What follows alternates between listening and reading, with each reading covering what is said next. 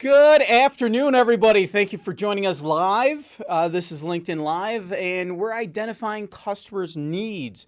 Listen, there's a little comment there. Go ahead and put some comments in there. I want you to put your questions in there. Anytime that you have a question, comment, kudos, whatever, go and put it in there. Please, no advertising on here. We'll remove that right away.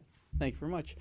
So, all right, today I want to talk to you guys about the customer needs analysis. Customer needs analysis is the process of identifying the customer's requirements. Yes, their requirements for their product or service. Far too often, we really miss the boat on really identifying what are the requirements for our customers' products or services. So it's used in all kinds of product and brand management context. It really is, including concept development, ideas of like how to really put things on a production line, the product development, the value analysis, and much, much more. Analyzing is what motivates your customer to buy your product or service. It's so key to enhance the customer experience. It really is. How often are you really paying attention to that? I know here at Becker, we constantly are looking at what our customer needs are and how that product life cycle actually works on the service side. It can also lead to innovation and reveal certain gap analysis for you from your competition and what you used to do in the past. This way, you're able to exploit and improve upon your current customer service needs. How often have you looked at that with your current product or service that you're selling or that you're managing or that you're the entrepreneur, C-level executive? A customer-centric approach really sets you on a path and your business on a path for success. But to truly make customers the heart of everything you do, you need to clearly identify their needs and their expectations. This is exactly what it is. So let's look at it. When we look at our customers' needs, we need to really do a needs analysis or a needs assessment.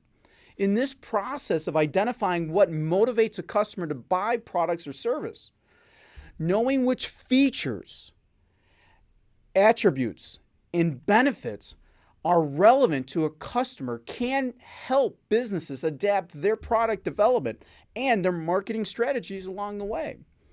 Doing a customer needs analysis involves drawing out the insights from a variety of customers' data.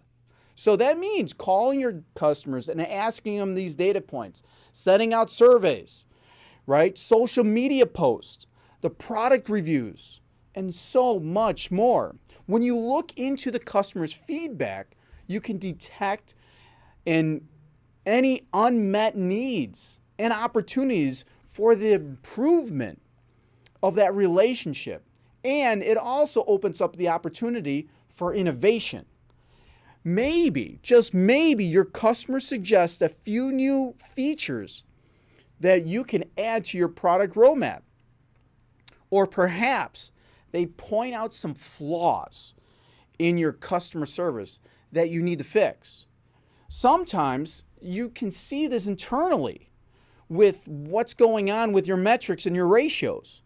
Are your ratios off? Are you seeing that ratio decline week after week, month after month with a certain department and or individual? If you're not looking at those ratios, how are you going to be aware of what to do as you move forward? How do we identify those gap analysis if you're not looking? Far too often I find that we as executives of an organization fail to look at management to say, hey, do you need some help here? Are you identifying these ratios? Where are we and what can we be doing? Yet alone identifying these with our customers and or carriers. There's a big gap there. We need to identify that. We need to get in there. We need to really take care of that so that everyone can see the data that's available to them or how to measure that. Understanding what the customer's needs are allows you to deliver a great customer experience at every step of the buyer's journey. Also, you can look at this also from to the employee's journey as well, right? Or that manager's or the C-level. We have to have these controls and these ratios in place. So also knowing what's important to them can really help you rethink the way your market, how you market your product or service, and focus on a particular customer's pain points by bringing them deeper into what that pain is. It helps your business tremendously. And why aren't you doing it? Or are you doing it? If you're doing it, let us know. What areas are you really measuring for your customer's journey? And let's talk about it at the end. So firstly, it helps with product development and product packaging decisions. It really does. I can't tell you how many times I sat down with a customer on really reestablishing the way that they're packing their goods so that it does not get damaged in transit. Or a better way of doing it so that when sort and segregate happens, it's a lot more effective building the right size pallet for cost savings along the way. If you know your customer's wants and you can identify what the range of color and size options are in a given product, you can make sure you provide them that information and the statistics that go along with it. If they want a range of colors and sizes, but it matters more to them to get the product at the right price, then you know how prioritizing with a customer is really important. Price is more important, right? And you have to really balance out your resources to correctly fit their needs. Now, sometimes the customer wants price first and foremost, and they want everything else too. But there's some give and take there. There really is. I've seen it time and time again. You can also use the customer needs assessment around existing products or services to enhance the development of your product offering in the future. This is where a customer hierarchy is so important. Try this out personally. Reach out to the top 5 people that you talk to on a regular basis and ask them, what are the top 5 things that you like about me? And get that information. And get it from all 5 people. Now, each person, go ahead and put all 5 on the columns and have that rating there. And have them rate you from 0 to 5 or 0 to 10. Then find out what are the top 5 things they dislike about you. And notice, measure that 0 to 10. Like, I hate when you say that, and I hate when you look like that, and you make this frown, and you push the subject. Identify what that hierarchy is with your friends. Do it with your partner. Do it with your kids. Identify from that self-awareness, self-actualization that opens up this world for you. It's the same thing as a customer hierarchy with your customers. And really identifying that. Now, the more customers you have or the more carriers you have, more employees you have, you can really identify where you should be going to and putting your time and resources to on that gap analysis. So moving forward, secondly, it helps you to market the products or service you already have in the most effective way possible. You can make sure that your marketing messages reflect a customer's desire and their objections and highlight the features and benefits that matter the most. For example, if you're selling outdoor gear to a well-known person and you're monitoring exactly what's going on, right? And you're mentoring that it's really a good durable product and it's waterproof. You could highlight the fact that you have a sustainable manufacturing method that results in 0 carbon emissions, right? And that's the outcome for every garment. Maybe that's important to them. Thanks to your customer needs analysis, you'll know if that's something that they really love and really want or not? Do you really bring it down to that factual? Do you really bring it down to that? Are you identifying that? Maybe you're not. Maybe it's time to go ahead and do that. The customer needs are what they really drive forward the purchase decisions. When a customer buys a product or service, they are trying to solve a problem. They have a problem, you're there to solve it. You're like, hey, let me help you with it. And there's a win-win. Okay? There's an agreement. There's a contract saying, I'm going to do this product or service for this, and you're going to give it to me for this. You're going to pay me in this, and I'm going to pay the other people in this.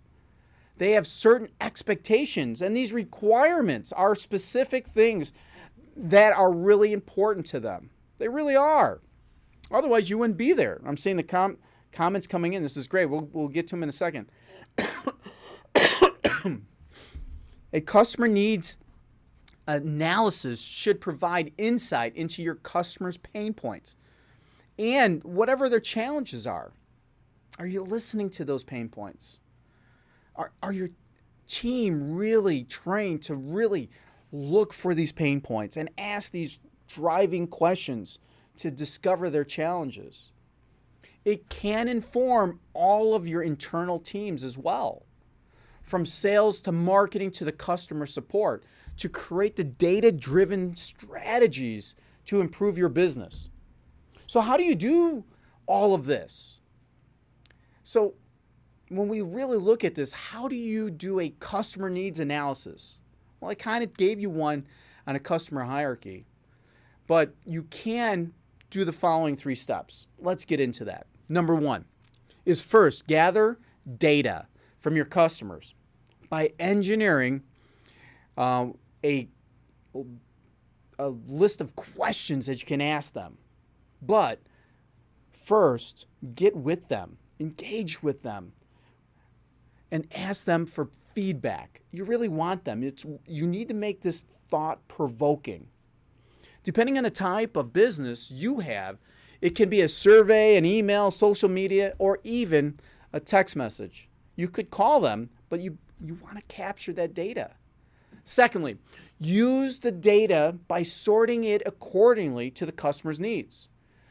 To do this manually, it can be a very time-consuming process, like on the customer hierarchy that I talked about. But don't worry. There's plenty of online tools to help you with that. There really are. Choose and select. If we had a sponsor, I would give you one. Next, after having all the data sorted out into different categories, see what are the main categories or feedback that get brought up the most. What is it? What is that big ranking? Back to your analysis, your friendship hierarchy, right? What are the top things in weight? They gave you 10 or a 5. Add them all together. Which one is the number one thing that they like about you? And what are the top 5 or number one thing that they hate about you, right? It's a love is really close, right? Between love and hate, right? So what are the things that they really like and what are the things that they don't like? Okay? Analyze your data to see what areas need the most help and what are the areas your customers are loving the most about you. They're loving more of you on this, and capitalize on that and make sure that the rest of your customers that don't know who you are yet know that that's one of your best attributes. You are analyzing and visualizing all of this data now. So now you can align your product or service with the customer needs without just taking a stab in the dark, right? A lot of people do that. They just take a stab in the dark because they're too busy to really analyze this. You have to understand a customer needs analysis examines if your business is meeting the customer needs and shows the opportunities to improve your product or service. The results of your analysis should drive your internal teams in the right direction by providing solid evidence for them to make informed decisions. So let's look at some of these comments up here. I'm going to turn my monitor. I got a couple highs. I see we're in Saudi Arabia. Thank you, Esma. I see another high from Dispatch Trucking Service. Appreciate that. And Edmund, thank you. Hello all. Thank you. Hello. Hello. Hi. Hi. Hi. Hey. Hey. Hi. Greetings from Tasmania. Thank you. That's great. Bravo, Jim. Belgium. Bravo. Right back at you. Appreciate it. Watching from Nigeria. No kidding. Thank you. What are the most important customer needs to consider? You know, with the customer needs, the most important things to really identify is what are they complaining most about? And most people don't even ask that question. What's the biggest problem you had last week? Ask that every Friday. What's the biggest thing that you need help with? Because if you ask me what I need help with, I would tell you, like, here's my top 5. Let's get on that. Thank you, Jennifer. Marketing is a waste of time and money if customer service reps and their managers receive no support. Absolutely. They need support. Communication is the one thing in the world that allows us to get intimate with people. It really does. The more communication, the more intimate, the more we can solve it. That's why we're asking a whole bunch of questions. Open up the dialogue and really get the conversation moving as we move forward. Thank you, Jennifer. I appreciate that. We had 2 Jennifers there. That's good. If customers' needs analysis can be useful in healthcare market, absolutely. How do we apply it? Well, you know, when customers come in, here's healthcare. Let's just talk about healthcare. Customers come into the waiting room and says, hey, listen, I'm here to see the doctor. It's 3:15. Well, here, sign this little electronic form. No, all my information's already updated. No, we have to update our information every year. Well, I was here 4 months ago. We still have to do it. Okay, here you go. Like, there's one way you can update that. Like, help that in the customer care somehow healthcare, when you go to see a doctor, they're still in, I don't know, the 1750s. I don't know why, but you have to always ask for this updated information. Maybe one check. Have you moved? No, you haven't moved? Okay, then I don't have to ask you to fill out all this information. And here, I need your emergency care. I need you to sign here saying that you're already approving us to help you and assist you. You know what? If that's really needed, there should be a form that's signed that maybe somehow that's being sent out electronically. Hey, just confirming your appointment today. It's at 3:15. Yes. Okay. You're also providing consent. Click there. That's one way. Ask us, the people that come in all the time, what are the top 5 things when dealing with our office in healthcare would be more beneficial to you? They're just big pains. What are the top 5 things that we're doing right? This is that customer hierarchy I was talking about. And you start the conversation. Conversations start movements. Thank you. That was great. The good point. We need first to test for products. So yeah, I think we need to try the products. Maybe even it's a food product. We need to taste the products, right? And when you taste that, there's 5 things that go on. What are you tasting? What are you smelling? How do you feel? Are you brought back to a childhood memory? There's some things that when I eat it, I'm brought back to like a park in Chicago on a hot summer day, and it's beautiful. I like that. Catching you from France. Parlez-vous français, bonjour? That's awesome. Welcome. I think we have like 4 continents here. First thing to listening to customer after give info. Eduardo, right on. You have to listen. God gave us 2 ears, 1 mouth. Listen twice as much. If we follow that and ask the questions, that's where we get the nook of everything. And a lot of these big problems that happen that we're left with at the end of the day, end of the week, would just dissipate and go away and would make us better. So let's just conclude. By analyzing the customer feedback, you can see such a survey response to our product really reveals what we should be reviewing. You can learn what customers expect from your brand and what really needs improvement to stay on top of the requests and the requirements. I call it setting the table. Find out what they want before you set the table. Invite them over for food. My wife's allergic to seafood. If we go somewhere and they don't ask that question, she gets seafood, which I love seafood. She can't eat anything except for the other food. And what if it was made in the same kitchen? Will she have a reaction? Ask the questions. Customer needs assessments do not need to be a one-time event or even a periodic, quarterly thing. You can make sure that you're continually meeting the expectations of the customer and their needs by maintaining an overall standard of knowledge about how your customers think and feel. This will pay dividends to you, the salesperson, the manager, or the company. Not only designing and marketing your products more effectively and efficiently, but it will also be making the customers feel known, understood, valued when they interact with you, your brand, or your service. So with that, listen for the pain point. You'll find your opportunity right on. Whoever your LinkedIn user is, you're speaking my lingo, right? You can't really sell a customer if you have no pain. You can't really help someone if they have no need for your assistance.